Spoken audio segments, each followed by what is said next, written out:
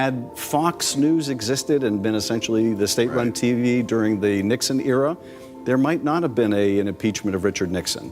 But there is this whole echo chamber that supports whatever the president says.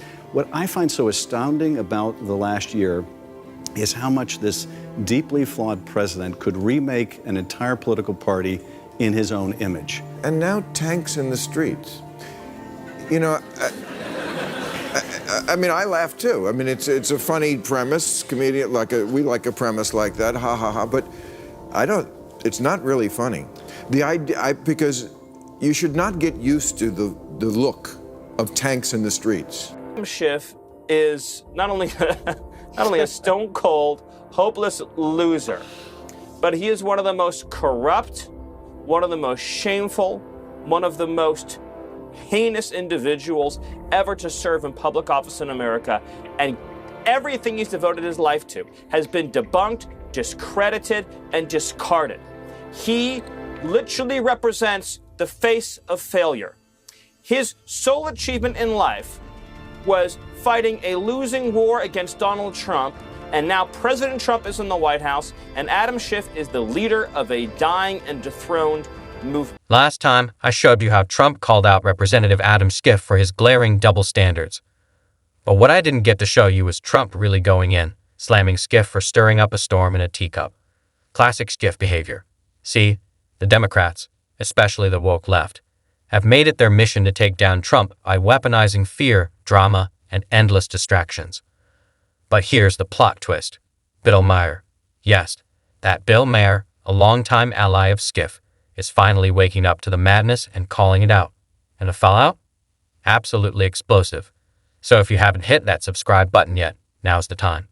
Let's dive in. We do need to be mindful of the much bigger challenge facing the country right now, and that is there is a systematic undermining of our system of checks and balances. Brick by brick, the walls are being taken down. The wall between the White House and the Justice Department, the way we are demeaning the press, and as you say, we're suggesting that there is no such thing as objective fact anymore.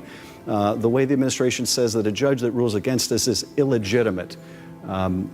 These are ways in which they're doing enormous damage to our system of government. Right out of the gate, Schiff shifts into fifth gear, blasting Trump's administration for allegedly undermining the press and the justice system. But let's be real. That's rich coming from him, especially considering what went down under the Biden administration. Remember when people were being canceled, deplatformed, and silenced just for voicing unpopular opinions? Yeah, that didn't happen in a vacuum. Schiff and his crew were awfully quiet, or worse, complicit, while it played out. Now, with his party out of power, Schiff suddenly rediscovers its outrage and tries to turn every molehill into a mountain. Convenient, isn't it? Luckily, Bill Maher is right there to deliver the reality check. And now tanks in the streets. You know, I mean, I laugh too. I mean, it's a funny premise, comedian, we like a premise like that, ha ha ha. But it's not really funny. The idea, because you should not get used to the look of tanks in the streets. We don't have that look in America. And when I've seen that look anywhere else in the world, it's never been good. And to me, this is like, yeah, let's get them used to that. Tanks in the streets. Yeah. Bill Maher doesn't hold back. He tells Adam Schiff point blank, things aren't nearly as apocalyptic as he and his allies keep making them out to be. In classic Maher fashion, he torches the left-leaning media and Schiff for their shameless fear-mongering, especially the absurd claims that Trump might roll tanks through the streets to intimidate political opponents. Tanks. Really? Maher, clearly fed up, cuts through the hysteria and reminds Schiff that this kind of doomsday fantasy does more than just hurt Democrats. It poisons the public conversation and erodes trust in democracy itself. Maher's message is simple but devastating. When you constantly exaggerate threats for political points, you don't just look desperate. You hand Trump more ammo. You feed the exact polarization you claim to oppose. And if Democrats keep crying wolf, Maher warns, voters will eventually tune them out. So when real danger does come knocking, no one will believe them. It was a brutal reality check, and Schiff looked anything but ready for it. Why? Because he's neck-deep in Trump derangement syndrome. Check this out. One of the most difficult to deal with is the fact that people now simply get their information from different sources. Had Fox News existed and been essentially the state-run TV during the Nixon era, there might not have been an impeachment of Richard Nixon. But there is this whole echo chamber that supports whatever the president says. What I find so astounding about the last year is how much this deeply flawed president could remake an entire political party in his own image. Schiff didn't just target Trump. He also took a swing at Fox News for daring to challenge his tired, fact-bending narrative. And that, right there, exposes the core issue with Schiff and his political circle. They can't tolerate dissent. The moment anyone veers from their script or questions their version of events, they respond not with debate, but with ridicule, name-calling, and outright vilification. It's a classic political tactic. Discredit the messenger instead of engaging with the message. Schiff and his allies would rather silence opposing voices than defend their ideas in the arena of public discourse. But here's the kicker. Fox News, love it or hate it, represents a massive chunk of American viewership. By demonizing the network for simply offering a counterpoint, Schiff reveals what he and his camp fear most: losing control of the narrative. And when that narrative control slips, so does their grip on public trust. Fox News didn't let it slide. Before Bill Maher even weighed in, they fired back hard. I'll play you Maher's response in just a moment. But first, listen to this brutal takedown. Adam Schiff is not only a stone-cold, hopeless loser, but he is one of the most corrupt, one of the most shameful, one of the most heinous individuals ever to serve in public office in America. And everything he's devoted his life to has been debunked, discredited, and discarded. He literally represents the face of failure. His sole achievement in life was fighting a losing war against Donald Trump, and now President Trump is in the White House, and Adam Schiff is the leader of a dying and dethroned movement. We all remember how spectacularly Adam Schiff failed in his high-stakes mission to keep Donald Trump out of the White House. As the top Democrat on the House Intelligence Committee, Schiff styled himself as the face of the resistance. But his crusade collapsed under the weight of exaggeration, spin, and partisanship. He famously claimed to have direct evidence of Trump colluding with Russia, yet that claim completely unraveled when the Mueller report found no criminal conspiracy. But Schiff didn't pump the brakes.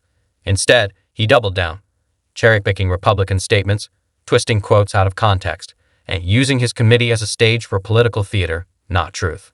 Rather than making an objective case, he turned oversight into performance art, weaponizing his position for partisan gain.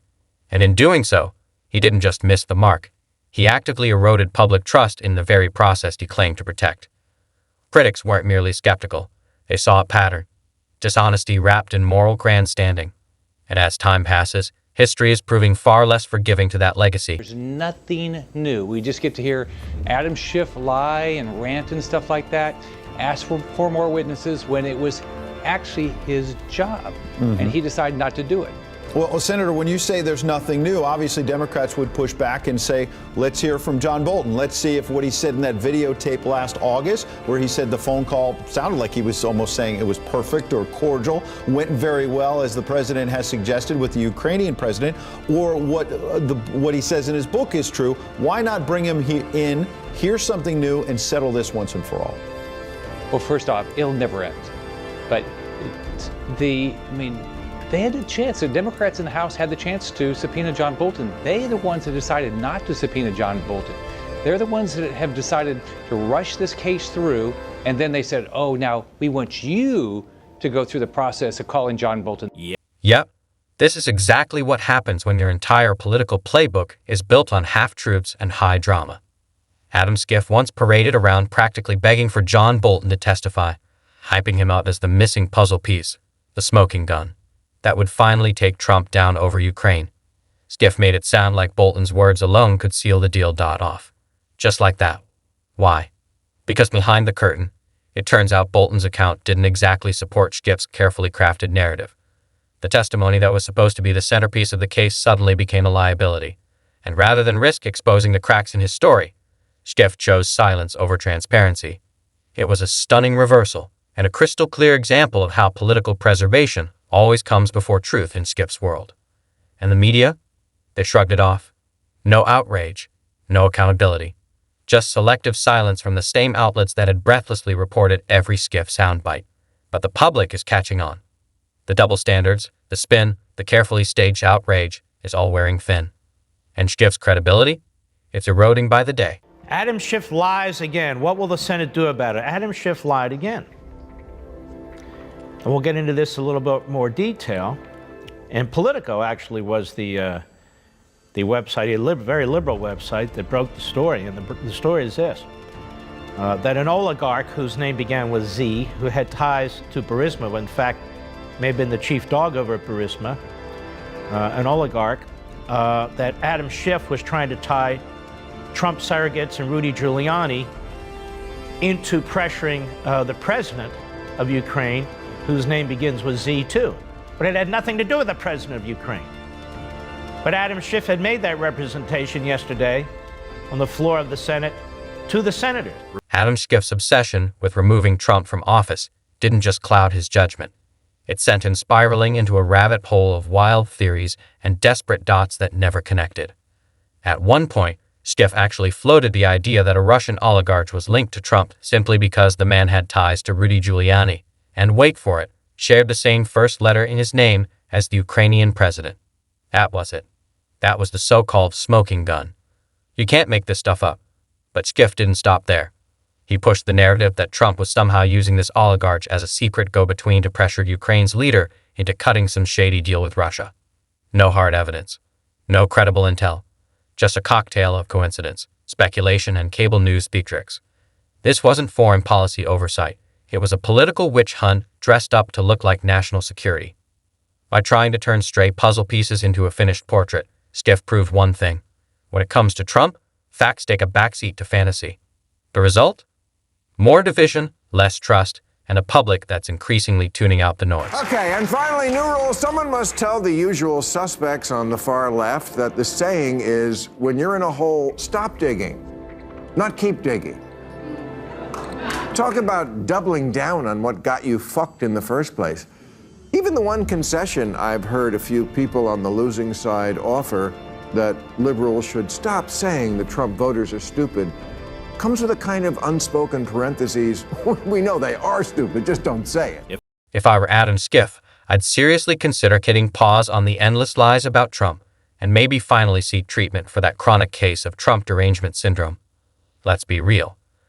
That obsessive hatred didn't just consume the narrative. It cost the Democrats the White House. The non-stop attacks, the recycled conspiracies, the media echo chamber, it all backfired. Big time. Instead of writing off Trump voters as ignorant or brainwashed, how about treating them with a little respect? Not through pandering, but with honesty, transparency, and some grounding in reality. Because when you insult millions of Americans simply for voting differently, you don't change their minds. You push them further away. It's time to stop preaching to the choir and start listening to the crowd. Americans are tired of being talked down to. If Schiff and his camp actually want to lead, they might want to try telling the truth for once. Here's the hard pill. Trump didn't break America. He just exposed the people pretending they were holding it together. If the left keeps doubling down on delusion, they'll keep losing the very people they claim to fight for. I got bad news for you. They don't have a monopoly on stupid. You wear Queers for Palestine t-shirts and masks 2 years after the pandemic ended. And you can't define woman, I mean person who menstruates. You're the teachers' union education party, and you've turned schools and colleges into a joke. You just lost a crazy contest to an actual crazy person.